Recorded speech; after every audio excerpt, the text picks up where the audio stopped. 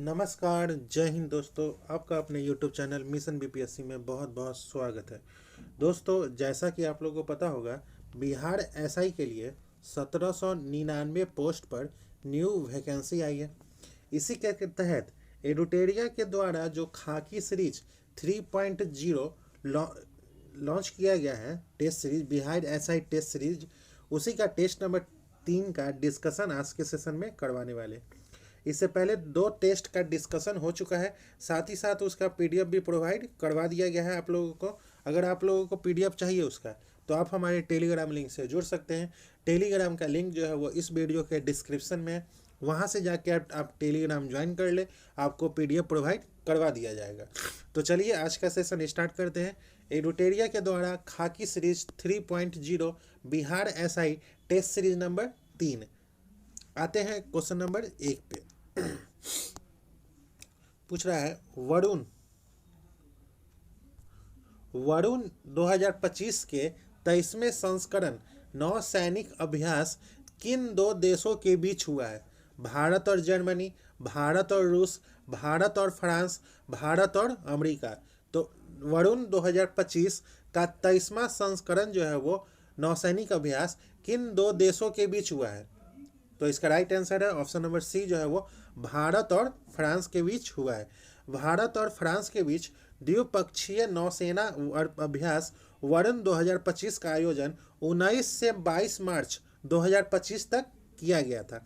इस अभ्यास ने भारतीय नौसेना और फ्रांसीसी नौसेना को एक साथ लाकर उनकी अस्थायी साझेदारी को प्रकट किया है। इस अभ्यास ने संयुक्त कौशल को बढ़ाने के लिए उद्देश्य को प्राप्त किया है। वरुण 2025 का आयोजन अरब सागर में किया गया है। अब चलिए आते हैं क्वेश्चन नंबर 2 पे। निम्न में से सुगम्य यात्रा का आयोजन किस मंत्रालय द्वारा प्रारंभ किया गया है? सुगम्य यात्रा का आयोजन किस मंत्रालय द्वारा प्रारंभ किया गया है? विदेश मंत्रालय, संस्कृति मंत्रालय, सामाजिक न्याय और अधिकारिता मंत्रालय या उड्डयन मंत्रालय? तो सुगम्य यात्रा का आयोजन किस मंत्रालय द्वारा प्रारंभ किया गया है? तो ऑप्शन नंबर सी जो है इसका राइट आंसर है, सामाजिक न्याय और अधिकारिता मंत्रालय के द्वारा शुरू किया गया है सुगम्य यात्रा।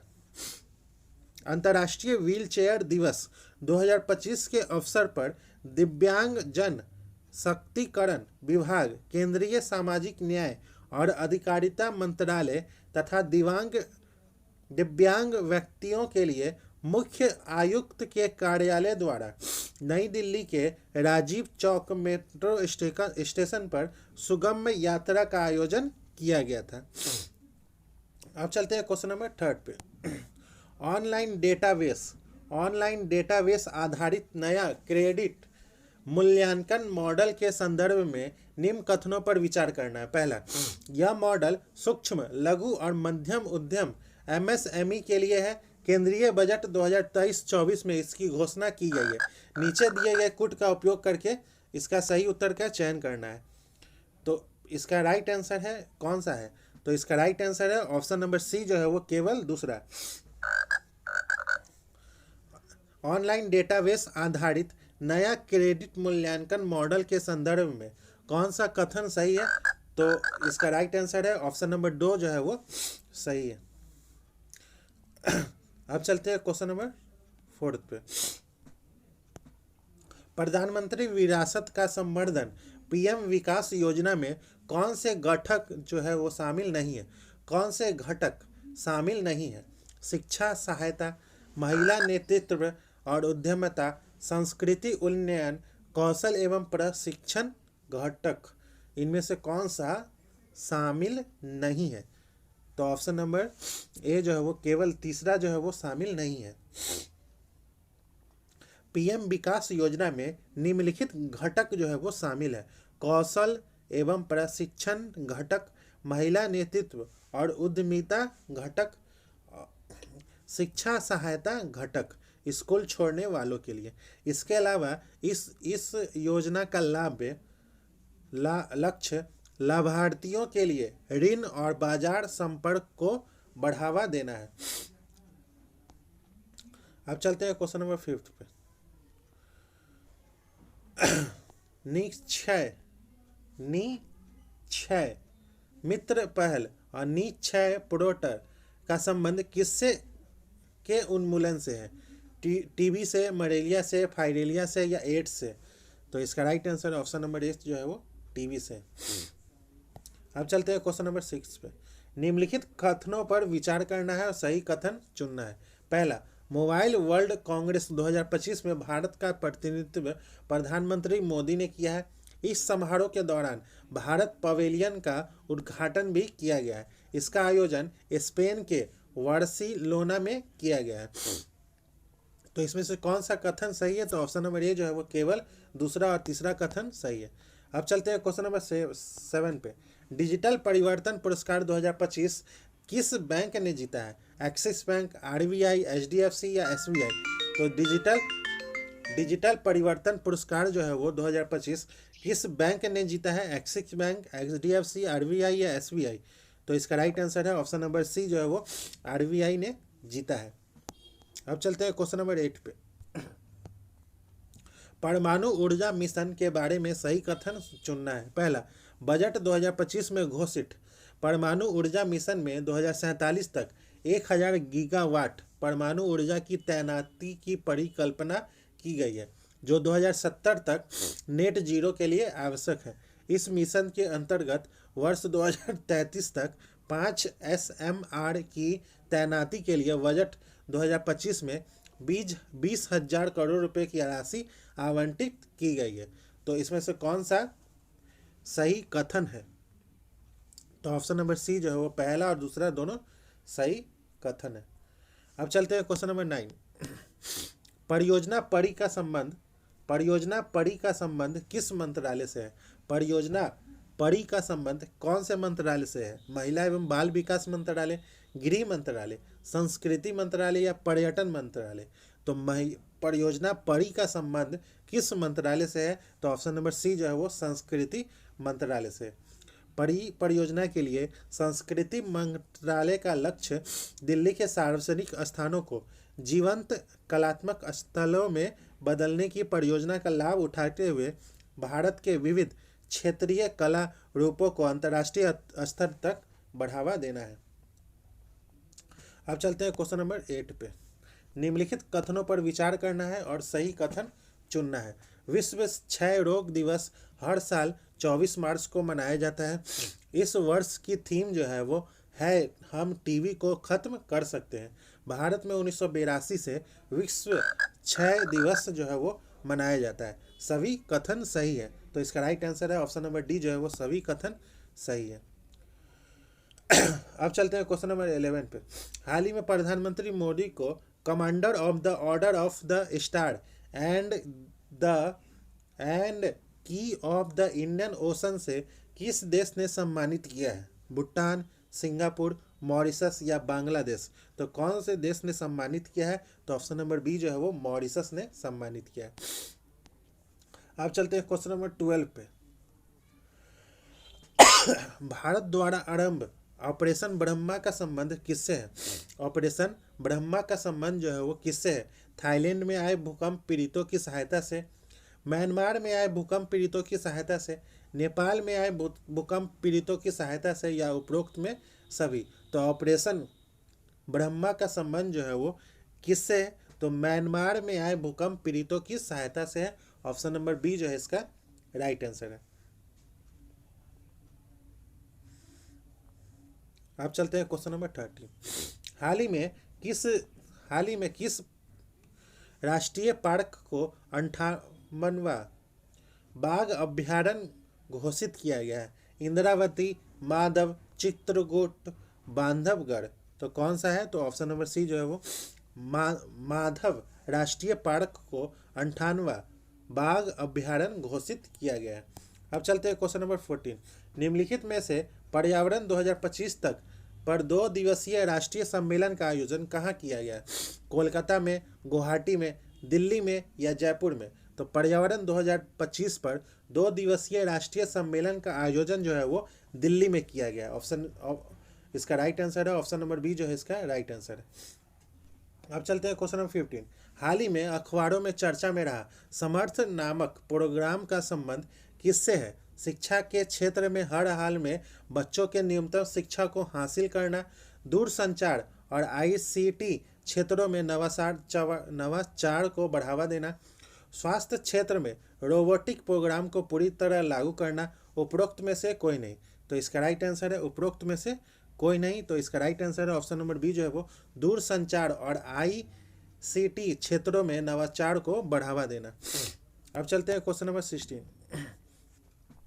वरिष्ठ नागरिक आयोग की स्थापना करने वाला पहला राज्य जो है वो कौन बन गया है? केरल है, तेलंगाना है, तमिलनाडु या उत्तर प्रदेश? तो इसका राइट आंसर है ऑप्शन नंबर ए जो है वो केरल है। अब चलते हैं क्वेश्चन नंबर 17। हाल ही में इसरो और सेमी कंडक्टर प्रयोगशाला ने अंतरिक्ष के लिए भारत के पहले स्वदेशी 32 बिट माइक्रो प्रोसेसर कौन से विकसित किए हैं? तो विक्रम 3201 और कल्पना 3201। ऑप्शन नंबर ए जो है इसका राइट आंसर है। अब चलते हैं क्वेश्चन नंबर 18। निम्नलिखित कथनों पर विचार करिए और सही कथन चुनना है। भारत ने 2028 तक टीवी का खत्म करने का लक्ष्य रखा है। संयुक्त राष्ट्र संघ ने वर्ष 2030 तक टीवी को खत्म करने का लक्ष्य रखा है। इसमें से कौन सा सही कथन चुनना है? तो ऑप्शन नंबर ए जो है इसका राइट आंसर है। केवल दूसरा कथन जो है वो सही है, क्योंकि भारत सरकार ने 2025 तक, न कि 2028 तक, भारत सरकार ने 2025 तक टीवी खत्म करने का लक्ष्य रखा है। अब चलते हैं क्वेश्चन नंबर 9। सूची 1 का सूची 2 से मिलान करना है। मिशन 60 अभियान जो है वो किसके द्वारा चलाया गया है? मिशन 60 अभियान जो है वो निर्वाचन आयोग के द्वारा चलाया गया है। अब महिला शक्ति अभियान जो है वो बिहार पुलिस के द्वारा चलाया गया। मिशन दक्ष अभियान जो है वो शिक्षा विभाग के द्वारा चलाया गया। मिशन गुणवत्ता अभियान जो है वो स्वास्थ्य विभाग के द्वारा चलाया गया। तो इसका राइट आंसर है ऑप्शन नंबर सी जो है इसका राइट आंसर है। अब चलते हैं क्वेश्चन नंबर 20। निम्नलिखित में से किन चोटियों को उनके राज्य के साथ मिलान सही है? कौन से चोटी का उसके राज्य के साथ मिलान सही है? डोडावेटा जो है वो तमिलनाडु, नंदा देवी उत्तराखंड, अन्नामुनी कर्नाटक, सारामती नागालैंड। तो कौन सा कथन जो है वो सही है? तो ऑप्शन नंबर सी जो है वो पहला, दूसरा और चौथा जो है वो सही है। अन्नामुडी जो है वो भारतीय राज्य केरल में है, न कि कर्नाटक में। ये जो है वो केरल में है। अब चलते हैं क्वेश्चन नंबर 21। कोल डैम परियोजना किस नदी पर स्थित है? कोल डैम परियोजना किस नदी पर स्थित है? रावी पे है, सतलज पे है, झेलम पे है या पनामा में है? तो कोल डैम परियोजना किस नदी पे है? तो कोल डैम परियोजना जो है वो सतलज नदी पे है। ऑप्शन नंबर सी जो है इसका राइट आंसर है। अब चलते हैं क्वेश्चन नंबर 22। निम्नलिखित में से कौन सा कथन जो है वो सही है? कौन सा कथन जो है वो सही है? विश्व की सबसे ऊंचाई पर सक्रिय ज्वालामुखी ओजोस डेल सालोडो है। विश्व का सबसे ऊंचे में से एक ज्वालामुखी पर्वत कोटोपैक्सी है। विश्व की सबसे ऊंचाई पर स्थित शांत ज्वालामुखी एकांगुआ है। उपयुक्त में से सभी। तो इसका राइट आंसर है ऑप्शन नंबर डी जो है वो उपयुक्त में से सभी। अब चलते हैं क्वेश्चन नंबर 23। भारत की निम्नलिखित फसल पर विचार करना है। मूंगफली, तिल और बाजरा। उपयुक्त में से कौन सी प्रमुखतः वर्षा आधारित फसलें हैं? कौन सा जो है वो वर्षा आधारित फसल है? तो ऑप्शन नंबर सी मूंगफली, बाजरा और तिल तीनों है जो है वो वर्षा आधारित फसलें हैं। अब चलते हैं क्वेश्चन नंबर 24। निम्नलिखित युग्मों में से कौन सा युग्म जो है वो सही सुमेलित नहीं है? कौन सा युग्म जो है वो सही सुमेलित नहीं है? महानदी जो है वो मांड सहायक नदी है महानदी का, गोदावरी की मूसी, कावेरी का हेमावती, कृष्णा का माल पढ़वा। तो इसमें से कौन सा सही नहीं है? तो ऑप्शन नंबर सी जो है वो सही नहीं है, क्योंकि मूसी जो है वो गोदावरी की सहायक नदी नहीं है, यह कृष्णा की सहायक नदी है। मूसी जो है वो कृष्णा की सहायक नदी है, न कि गोदावरी की। गोदावरी जो है वो गंगा नदी के बाद भारत की दूसरी सबसे लंबी नदी है और भारत के तीसरे सबसे बड़े बेसिन में बहती है, जो भारत के कुल भौगोलिक क्षेत्रफल का लगभग 10% है। इसका स्रोत त्र्यंबकेश्वर नासिक महाराष्ट्र में है। अब चलते हैं क्वेश्चन नंबर 25। कैस्पियन सागर का विस्तार निम्नलिखित में से किस देश में है? रूस में, Turkmenistan, Iran, Armenia, Azerbaijan, Georgia. तो कैस्पियन सागर का विस्तार जो है वो कहाँ कहाँ है? तो कैस्पियन सागर का विस्तार जो है वो रसिया में है, तुर्कमेनिस्तान में है और अजरबैजान में है और उसके बाद ईरान में है। तो इसका राइट आंसर है ऑप्शन नंबर डी जो है इसका राइट आंसर है। अब चलते हैं क्वेश्चन नंबर 26। भारत के बंदरगाहों का सही क्रम जो है वो उत्तर से दक्षिण दिशा निम्नलिखित में से क्या है? भारत के बंदरगाहों का सही क्रम जो है वो उत्तर से दक्षिण में से कौन सा है? तो कांडला है, हल्दिया है, पारादीप है और कोची है। ऑप्शन नंबर बी जो है इसका राइट आंसर है। अब चलते हैं क्वेश्चन नंबर 27। निम्नलिखित में से कौन सा कथन सही है? कौन सा कथन जो है वो सही है? भूप्रपट्टी के नीचे मेंटल 2900 किलोमीटर की गहराई तक फैला हुआ है। पृथ्वी के ऊपरी परत को भूप्रपट्टी कहते हैं जिसकी मोटाई गहराई 35 किलोमीटर होती है। समुद्र तल पर प्रपट्टी की मोटाई 5 किलोमीटर होती है। इनमें से सही, तो इसका राइट आंसर है ऑप्शन नंबर डी जो है वो इनमें से सही सभी। अब चलते हैं क्वेश्चन नंबर 28। चक्रवात के संबंध में निम्नलिखित में से कौन सा कथन जो है वो सही है? चक्रवात में हवाओं की दिशा दक्षिणी गोलार्ध में घड़ी के सुई के विपरीत होती है। चक्रवात में हवाओं की दिशा उत्तरी गोलार्ध में घड़ी में सुई के अनुकूल होती है। चक्रवात निम्न वायुदाब के केंद्र होते हैं। इनमें से सभी, तो इसका राइट आंसर है ऑप्शन नंबर डी जो है वो इनमें से तो इसका राइट आंसर है ऑप्शन नंबर सी जो है वो चक्रवात निम्न वायुदाब के केंद्र होते हैं। ऑप्शन नंबर सी जो है इसका राइट आंसर है। अब चलते हैं क्वेश्चन नंबर 29। निम्नलिखित में से कौन सा झील लैगून झील का उदाहरण नहीं है? कौन सा झील जो है वो लैगून झील का उदाहरण नहीं है? अष्टमुडी, पुलिकट, चिल्का, पेरियार। तो इसका राइट आंसर है ऑप्शन नंबर डी जो है वो पेरियार झील है। अब चलते हैं क्वेश्चन नंबर 30। 9 डैश लाइन संबंधित है। 9 डैश लाइन जो है वो संबंधित है दक्षिणी चीन सागर विवाद से। ऑप्शन नंबर सी जो है इसका राइट आंसर है। अब चलते हैं क्वेश्चन नंबर 31। सूची 1 का सूची 2 से मिलान करना है। पर्वत समीर जो है वो कैटाबेटिक, चिनुक जो है वो स्रोनो ईटर, सिमुम जो है वो एशियाई और अफ्रीकी मरुस्थल, सिराको जो है वो सहारा मरुस्थल। तो ऑप्शन नंबर बी जो है इसका राइट आंसर है। अब चलते हैं क्वेश्चन नंबर 32। किस अधिनियम नीति के अंतर्गत भारत के मैदानी भाग में 33% वन क्षेत्र प्राप्ति का लक्ष्य रखा गया है? वन संचरण अधिनियम 1980, राष्ट्रीय पर्यावरण संरक्षण अधिनियम 1986, राष्ट्रीय वन नीति 1988। इनमें से कोई नहीं, तो ऑप्शन नंबर सी जो है वो राष्ट्रीय वन नीति 1988। अब चलते हैं क्वेश्चन नंबर 33। बारालाचा दर्रा निम्नलिखित में से किन दो राज्यों केंद्र शासित प्रदेशों को जोड़ता है?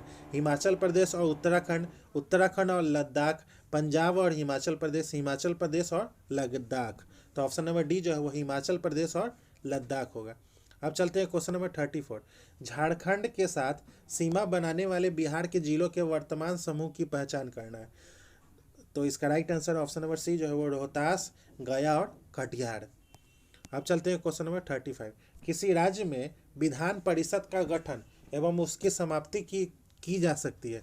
उसकी समाप्ति जो है वो की जा सकती है संबंधित राज्य की विधानसभा द्वारा पूर्ण बहुमत से पारित प्रस्ताव एवं संसद से पारित विधि के द्वारा। ऑप्शन नंबर सी जो है इसका राइट आंसर है। अब चलते हैं क्वेश्चन नंबर 36। निम्न में से किस राज्य में राज्यसभा की सीटों की संख्या समान नहीं है? आंध्र प्रदेश में, गुजरात में, मध्य प्रदेश या महाराष्ट्र। तो निम्न में से किस राज्य में राज्यसभा की सीटों की संख्या समान नहीं है? तो ऑप्शन नंबर डी जो है वो महाराष्ट्र में है। अब चलते हैं क्वेश्चन नंबर 37।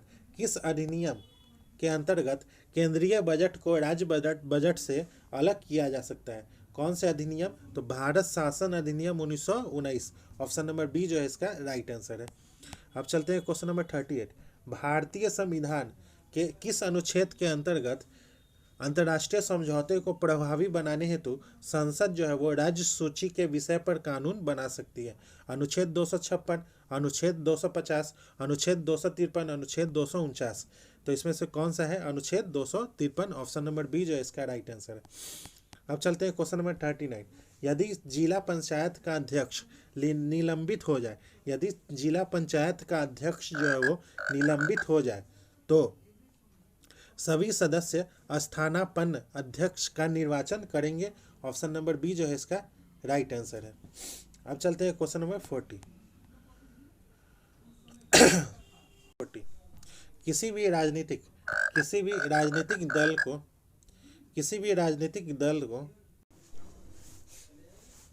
अब चलते हैं क्वेश्चन नंबर 40 पे।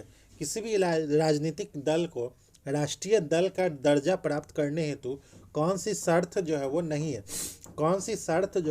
है, तो किसी राज्यों में लोकसभा की 4 सीटें, लोकसभा या विधानसभा के आम चुनाव में 4 या अधिक राज्यों के वैध मतों का 6% मत हासिल हो, किसी दल को कम से कम 4 राज्यों में राज्य स्तरीय दल के रूप में मान्यता प्राप्त हो। तो इनमें से कौन सा सही है? तो ऑप्शन नंबर बी जो है इसका राइट आंसर है, ऑप्शन केवल एक। तो एक दल जो लोकसभा चुनाव या 4 राज्यों में विधानसभा चुनाव में कुल वोटों का कम से कम 6% हासिल करती है और लोकसभा में कम से कम 4 सीटें जीतती हैं, तो उसे राष्ट्रीय पार्टी के रूप में मान्यता दी जाती है। इससे कम से कम 4 राज्यों में एक राज्य दल के रूप में मान्यता प्राप्त हो। देश में 6 मान्यता प्राप्त राष्ट्रीय दल है। पहला जो है वो आम आदमी पार्टी, दूसरा जो है वो बहुजन समाज पार्टी, तीसरा जो है वो भारतीय जनता पार्टी, चौथा जो है वो भारतीय कम्युनिस्ट पार्टी मार्क्सवादी CPIM, पांचवा जो है वो भारतीय राष्ट्रीय कांग्रेस, छठा जो है वो नेशनल पीपुल्स पार्टी।